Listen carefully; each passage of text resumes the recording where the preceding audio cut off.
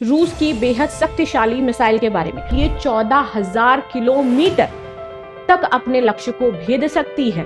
Range इसकी सैद्धांतिक 20,000 है। उड़ान अवधि लगभग 15 घंटे तक कंटिन्यू उड़ सकती है।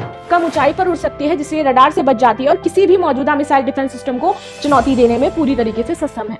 नमस्कार, एक बार फिर से मैं आप सभी के सामने उपस्थित हूं बेहद महत्वपूर्ण टॉपिक के साथ, और आज हम बात करने वाले हैं रूस की बेहद शक्तिशाली मिसाइल के बारे में। और ये रूस की ही शक्तिशाली मिसाइल नहीं है, ये पूरे वर्ल्ड की सबसे शक्तिशाली मिसाइल हो जाती है, जिसका सफल परीक्षण रशिया ने कर लिया है। इस मिसाइल का नाम क्या है? तो इसका नाम हो जाता है बुरेवेस्निक।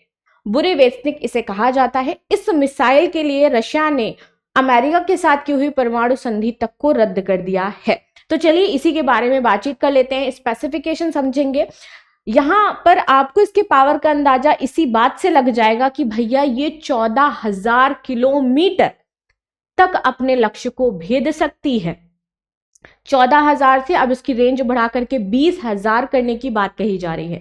इंटरकॉन्टिनेंटल बैलिस्टिक मिसाइल हो जाती है, परमाणु हथियारों से पूरी तरीके से लैस हो जाती है। तो ये सबसे खतरनाक मिसाइल पूरे वर्ल्ड की इस टाइम रशिया के पास है। भारत को थोड़ा खुश हो इसलिए हो लेना चाहिए क्योंकि हम दोस्त हो जाते हैं रशिया के, तो फ्यूचर में कभी जरूरत पड़ी तो क्या पता हमें इस मिसाइल की थोड़ी सी सहायता मिल जाए। चलो आगे देखते हैं। ये न्यूज थी, इसको लेकर के काफी ज्यादा चर्चा में है ये।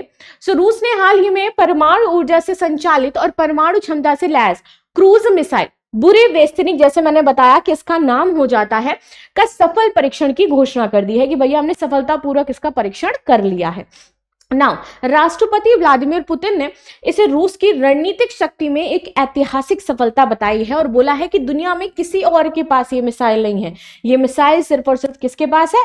रशिया के पास है। आगे आते हैं। इस घोषणा ने अंतरराष्ट्रीय स्तर पर जो सुरक्षा एजेंसियां हैं और जो पश्चिम के देश हैं, अब पश्चिम के देशों में समझ जाओ सबसे ज्यादा चिंता किसको हो रही होगी? ट्रम्प को हो रही होगी। अच्छा, ट्रम्प से रिलेटेड एक न्यू अपडेट ये है कि भैया जापान ने भी अब ट्रम्प के नोबेल शांति पुरस्कार जिसको चिल्ला रहे थे तो उसका समर्थन कर दिया है। नोबेल शांति पुरस्कार में होता ये कि अगर कोई चूज भी किया जाता है उनके द्वारा तो उसका नाम 50 साल तक छुपा करके रखा जाता है।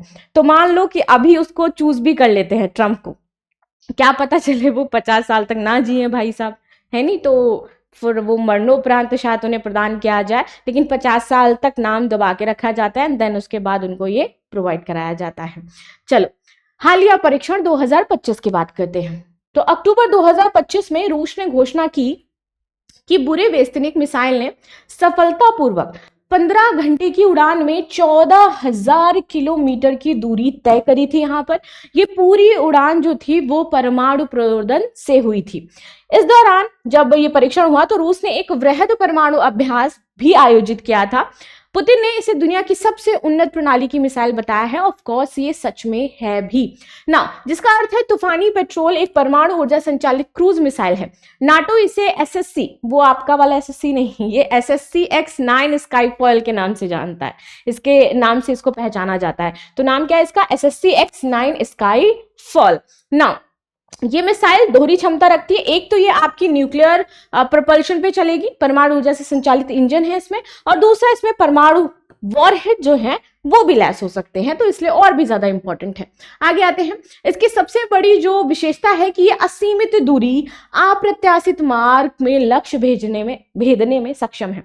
भेदना इन द सेंस कि वो उसको टारगेट करके किल कर सकती है, राइट? तो ये चाहे कितनी भी दूरी पर हो, असीमित दूरी है, अभी तो दूरी का कोई वैसा पर्टिकुलर है ही नहीं।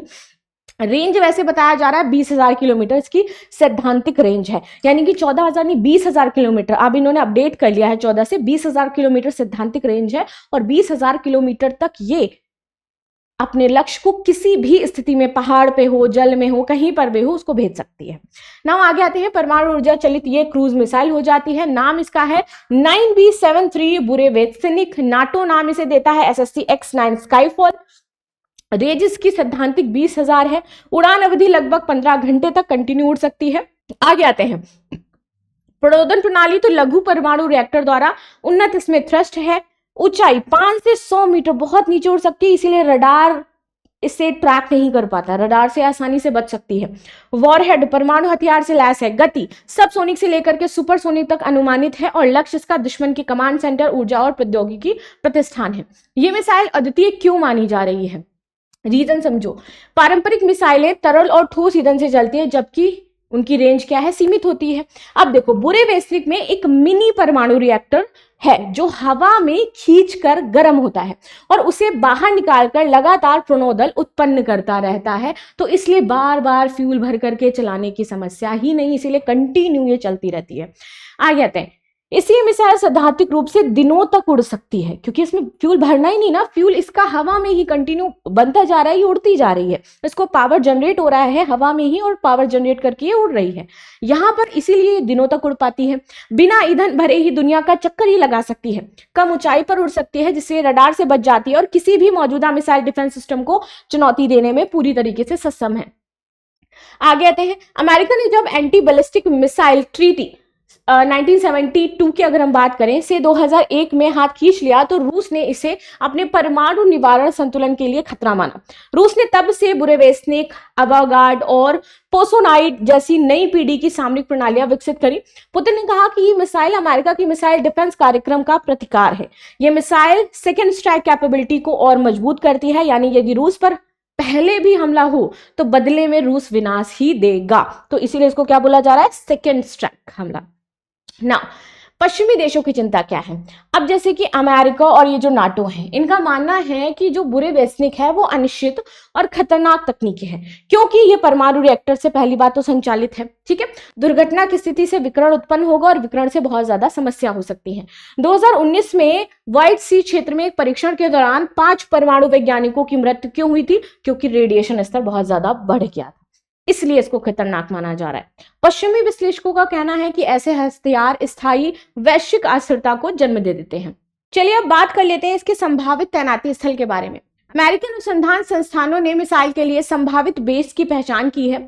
वोलोगदा 20 मॉस्को से लगभग 475 किलोमीटर उत्तर में है। उपग्रह चित्रों में वहां नई परमाणु भंडारण सुविधाएं देखने को मिल रही हैं और लॉन्ग बुनियादी ढांचा विकसित किया जा रहा है। यहाँ पर यूक्रेन युद्ध के संदर्भ की अगर हम बात करें तो यह घोषणा ऐसे समय हुई जब अमेरिका ने यूक्रेन को लंबी दूरी की मिसाइलें देने की अनुमति दी।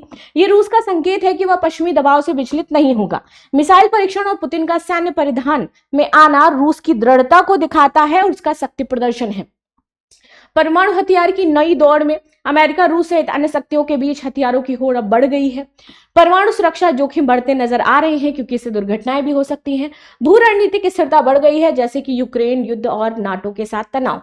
ABM ट्रीटी के बाद की गई रणनीति, तो रूस ने दिखाया है कि मिसाइल डिफेंस को निष्प्रभावी करने में वह सक्षम है।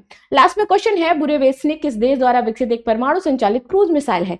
चीन, रूस, अमेरिका या फिर उत्तर कोरिया? इसके साथ ही many of you ask about my Instagram. So मेरा जो इंस्टाग्राम हो जाता है वो पॉजिटिव प्राची के नाम से है, आप मुझे वहां पर फॉलो अप कर सकते हैं और यहाँ पे जो भी करंट अपडेट्स होती हैं, न्यू न्यूज़ होती हैं, वो सब मैं स्टोरी पे अपलोड करती रहती हूँ, या फिर जो भी कोई कोर्सेज होते हैं उसके बारे में आपको सारी जानकारी मिल जाएगी। सो मिलते हैं नेक्स्ट क्लास में, तब तक के लिए धन्यवाद। लाइक शेयर सब्सक्राइब करना बिल्कुल भी ना भूलें and thank you so much.